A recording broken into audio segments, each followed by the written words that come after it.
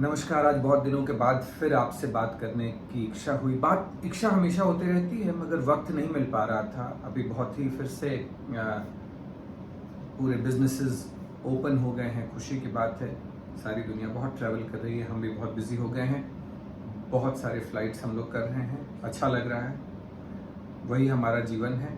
और एक यात्री को एक स्थान से दूसरे स्थान तक सुरक्षित जिम्मेदारी से हंसी खुशी ले जाना, इससे बड़ा सौभाग्य की बात क्या हो सकती है। आज 5 जून है और इस दिन को विश्व पर्यावरण दिवस के रूप में मनाते हैं, वर्ल्ड एनवायरनमेंट डे। और आज के दिन एक बड़ी अच्छी सी भागवत पुराण की एक कहानी याद आई मुझे, तो सोचा आपके साथ शेयर करता हूँ, उसको साझा करता हूँ आपके साथ। भागवत पुराण के 7वें स्कंध में, 7th पोर्शन में एक डिस्कशन है, एक बातचीत है, जिसमें नारद जी और युधिष्ठिर के बीच में, महाराज युधिष्ठिर के बीच के एक डिस्कशन बताया गया है। उसमें आपस में जो उन्होंने बात की, युधिष्ठिर की उनके कुछ क्वेश्चंस थे, सवाल थे, जिसको नारद जी ने अपने तरीके से एक्सप्लेन किया। और उसमें बहुत ही कुख्यात, जिसे हम कुख्यात कहते हैं, 2 भाई हिरण्यकश्यप और हिरण्याक्ष। अगले किसी टॉपिक में मैं हिरण्यकश्यप के एक ऐसे डिस्कोर्स को पढ़ा हूं, उनके ऐसे डिस्कशन को पढ़ा हूं इसी चैप्टर में से, जिससे मुझे ऐसी अनुभूति हुई, ऐसी खुशी प्राप्त हुई। अभी तक तो हिरण्यकश्यप का हमने सिर्फ दूसरा रूप, कि वो प्रहलाद को किस तरह से प्रताड़ित करते थे, परेशान करते थे, विष्णु के कितने बड़े ऑब्सेस्ड दुश्मन थे वो, और बाद में भगवान विष्णु ने ही नरसिंह अवतार लेके हिरण्यकश्यप का संहार किया था। मगर उनका एक डिस्कशन है जिसपे मैं कभी और बातचीत करूंगा, जिसमें उन्होंने जीवन के बारे में, आत्मा के बारे में, आत्मा की सच्चाई के बारे में, और डिसपैशनेट लिविंग को लेके, जो कि बिल्कुल डिटैच्ड लिविंग, जैसे कर्म योगी जीते हैं, उस प्रकार जीवन जीने के बारे में उन्होंने बताया है। इससे पता चलता है कि जो हमारे पौराणिक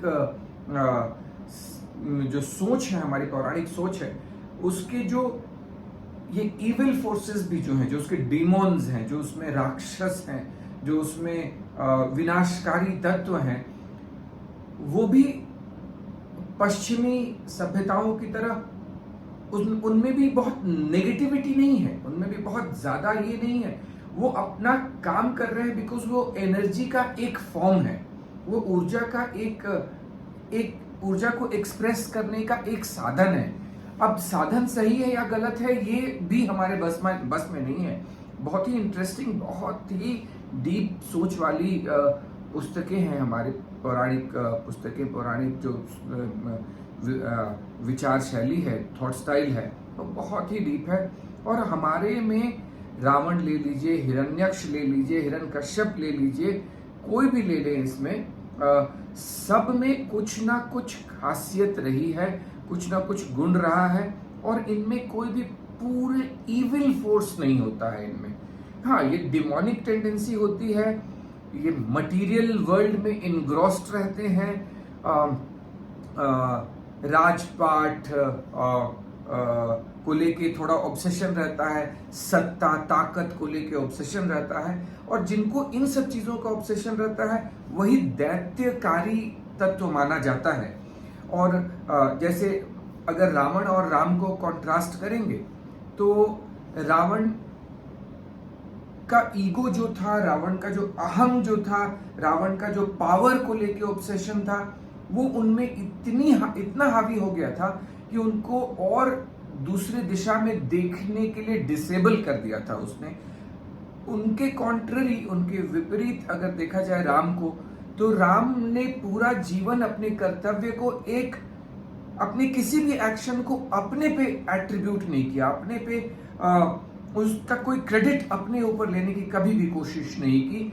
उन्होंने हमेशा अपने सारे एक्शंस को एक ड्यूटी के मोड में लेके एक दान के रूप में उन्होंने किया कि ये जीवन एक ऋण समान है, और उन्होंने पूरा जीवन अपने इस जीवन को ऋण बंधन से तो हटाने के लिए, वापस चुकाने के लिए एनवायरनमेंट को, प्रकृति को इस तरह से जीवन जिया।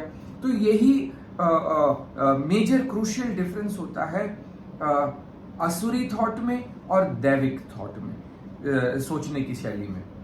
अभी आज के संदर्भ में एक कहानी है जिसमें आप सभी लोग, हम सभी लोग इसको लेके हमें पता है कि बहुत पहले की बात है।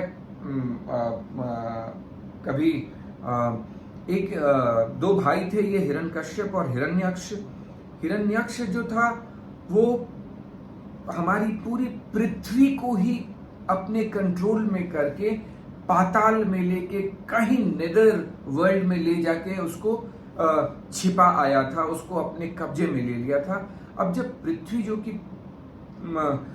कि पूरे एनर्जी सिस्टम्स का सोर्स है, यहीं पे सारा माया का खेल चलता है, यहीं पे ईश्वर को जब अवतरित होना होता है वो इसी पृथ्वी पे ही अवतरित होते हैं ताकि खुद के भी बारे में थोड़ा समझ बढ़ा सकें। अब इसी पृथ्वी को किसी शक्ति ने इतना एक्सप्लॉइट किया, इतना उसको ओवर यूज किया, उसको रिसोर्स समझ के इतना उसको परेशान कर दिया कि वो बिल्कुल ही पाताल में उसको छिपा आने का मतलब यही मैं समझता हूं कि उनको इतना ज्यादा एक्सप्लॉइट कर लिया गया कि अब वो परेशान हो गए। अब जब पृथ्वी ही परेशान हो जाए जो कि जीवन का सोर्स है, तो फिर देवी देवता सब त्रस्त परेशान हो गए। और फिर उन्होंने विष्णु जी के वैकुंठ धाम में जाकर अपील किया, रिक्वेस्ट किया कि भाई ऐसे थोड़े ही चलेगा, हमारी पृथ्वी को वापस लाना है। तब विष्णु जी लोगों के अनुग्रह पे, लोगों के रिक्वेस्ट पे सोचे कि ये बहुत ही जेन्युइन कंसर्न है। उन्होंने वराह रूप, वाइल्ड बोर, वराह अवतार धारण किया और सागर में जाकर डीप एकदम सतह पे, बिल्कुल जहां पे पृथ्वी को हिरण्यक्ष ने अपने कब्जे में कर रखा था, उनको युद्ध कर महायुद्ध करके, हजारों साल तक युद्ध चला था, उस युद्ध को कर उसे परास्त कर, उसका संहार कर, हिरण्यक्ष का संहार कर, फिर पृथ्वी को अपने दोनों दांतों पर उठाकर उन्हें रेस्क्यू करके उन्हें वापस जीवनदायी बनाया। अभी देखिए इस कहानी से मैं क्या सीखता हूँ। इस कहानी से मैं ये सीखता हूँ, ये जो भी चीज है, चाहे वो कृष्ण हुए, कंस हुए, हिरण्यक्ष हुए, वराह अवतार हुए, हिरण्यकश्यप हुए, नरसिंह देव हुए, ये कहानी के रूप में इतनी इंटरेस्टिंग कहानियां हैं, मगर इनमें पीछे छुपे हुए बहुत सारे मैसेज होते हैं। और मेरे समझ के हिसाब से मैं ये सोचता हूं कि ये जो हिरण्यक्ष एक सिंबॉलिक प्रेजेंटेशन है समाज की उस स्थिति का, उस सोच का, उस विचार का, सोचने की उस शैली का, जब हम अहंकार से पूरे ग्रसित हो गए रहते हैं और हम अपनी इस पूरी पृथ्वी को, वातावरण को, इन्वायरमेंट को, इकोलॉजी को बस एक रिसोर्स मात्र समझने लगते हैं। हम किसी भी चीज को अगर रिसोर्स समझेंगे, बड़ा फेमस डिपार्टमेंट्स होता है ह्यूमन रिसोर्स डिपार्टमेंट, मगर जब हम उसको रिसोर्स समझते हैं तो उसको यूज करने लगते हैं, उसकी यूटिलिटी समझ लेते हैं, बस उसका इस्तेमाल करना चाहते हैं। अगर हम अपने इस रिसोर्स को के देखने के नजरिए को सोर्स के रूप में देखें, एसेट के रूप में देखें, शक्ति के रूप में देखें, तो उसे प्रिजर्व करना शुरू करेंगे, उसे प्यार करना शुरू करेंगे, उसे संभालना शुरू करेंगे। सो पृथ्वी का ओवर एक्सप्लॉयटेशन, चाहे वो अंधाधुंध जंगल काटना शहर को बसाने के लिए, सड़कें बनाने के लिए, पेड़ पौधे विनाश कर देना, मिनरल्स निकालने के लिए पूरे जंगल काट देना, नदियों को गंदा कर देना, वातावरण को प्रदूषित कर देना, हर सेंस में अगर हम देखें तो ये जो स्टेज है इंसान के सोच का, समाज के सोच का, ये हिरण्यक्ष सोच है। पृथ्वी को पाताल में ले जाके छिपा देना, इसका यही मतलब होता है कि हमने पृथ्वी को किसी काम के योग्य ही नहीं छोड़ा, उसे इतना प्रताड़ित किया, उसका इतना इस्तेमाल किया कि वो खुद ही त्रस्त हो गई। अब समाज में नई जागरूकता, नवीनता, नया सोच, नए प्रणाली सोचने की एक शक्ति आती है। जब लोग त्रस्त हो जाते हैं कि नहीं हमने गलत कर रखा है अभी तक, तब जो नए नवीन सोच आता है, जो कृष्ण जन्म होता है, जो बचपन का कृष्ण का जन्म होता है, उसी को नवीनता कही जाती है। और बहुत ही खूबसूरत होती है नवीनता, नयापन, नया सोच। सो नए सोच के हिसाब से जो हमारी पृथ्वी को अब हम प्रिजर्व करने की कोशिश करते हैं, उसे वापस जीवनदायी बनाने की कोशिश करते हैं, नदियों को साफ करने की, उसे गंदा ना करने की, पहाड़ों को विनाश करके काट के खत्म नहीं कर देना है, ये सोचने की अगर हम बात करते हैं, प्रकृति के साथ सामंजस्य के साथ जीने की सोच प्रक्रिया को अपने में विकसित करना शुरू करते हैं, तो ये जो नई सोच है, यही वराह अवतार है समाज का।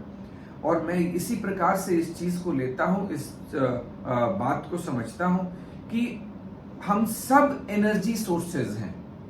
ऊर्जा का एक परम ऊर्जा है, उसका छोटा छोटा मैनिफेस्टेशन है, चाहे मैं हूं, चाहे कोई जानवर है, चाहे कोई पक्षी हुई, आप हुए, कोई भी हो गए, हम सभी लोग एक परम आत्मा के छोटे छोटे मैनिफेस्टेशंस हैं और उसी एनर्जी में वापस जाके मिल जाना है।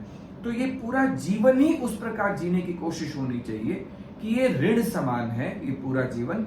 और बैंक्स को तो EMI चुका ही रहे हैं हम सभी लोग किसी न किसी फॉर्म में, सब लोग लोन्ड हैं, डेट में हैं, तो थोड़ा मोर रिस्पॉन्सिबल, बेटर EMIs चुकाएं, अपने इस पूरे इकोसिस्टम में अपना जीवन इस प्रकार जिए कि एक इस ऋण को धीरे धीरे करके उतार पाए। जीवन सार्थक रहेगा, प्रकृति खूबसूरत हो जाएगी, जीवनदायी फिर से होने लगेगी। ऑलरेडी प्रकृति को कुछ करने की जरूरत नहीं होती है। दिल्ली में देखिए, अरावली को एक समय ऐसा एक्सप्लॉइट किया गया था, वसंत विहार के पास अरावली माइंस थे, वहां पे बहुत पूरे उसमें से पत्थर निकाले जा रहे थे, मगर एक प्रोफेसर दिल्ली यूनिवर्सिटी के, नाम नहीं लूंगा, नाम लेने से पहले परमिशन लेना पड़ता है, उनके दृढ़ संकल्प ने उस पूरे अरावली को फिर से जीवंत कर दिया। उन्होंने वैसा कुछ नहीं किया, उन्होंने बस प्रकृति को छोड़ दिया अपने ऊपर। माँ का आप क्या ख्याल रखेंगे? माँ सारी जीवन का ख्याल रखती हैं। उन्होंने खुद से रिजेनरेट कर लिया अपने आप को। अब वहां पे गोल्डन फॉक्स फिर से आ चुके हैं, बहुत वैरायटी ऑफ चिड़िया आ चुकी हैं। तो यही चीज होता है, समझ बूझ की बात है। अहंकार में जीना चाहते हैं या फिर इस बात को समझ के जीना चाहते हैं कि ये जो जीवन है एक ऋण है। ऋण उनका नहीं है जो बीते हुए काल का, उनका हमारे ऊपर ऋण वैसा कुछ है नहीं। ऋण है आने वाले समय का, आने वाले जेनरेशंस का। तो जो पृथ्वी हमें जिस प्रकार तोहफे में मिली है, हम उसे ऐसे सजोएं, ऐसे सवारें, इतना खूबसूरत बनाएं कि जैसा मिला है उससे ब्यूटीफुल, उससे ज्यादा खूबसूरत बनाकर हम अपने आने वाले जनरेशंस को दे पाएं। अगर ये कर पाएं तो ये सबसे बढ़िया ऋण मुक्ति होगी। इस बंधन को, ऋण बंधन से हम मुक्त होंगे और जीवन सार्थक बनेगा। आप सभी लोगों को विश्व पर्यावरण दिवस की बधाई और बहुत बहुत शुभकामना।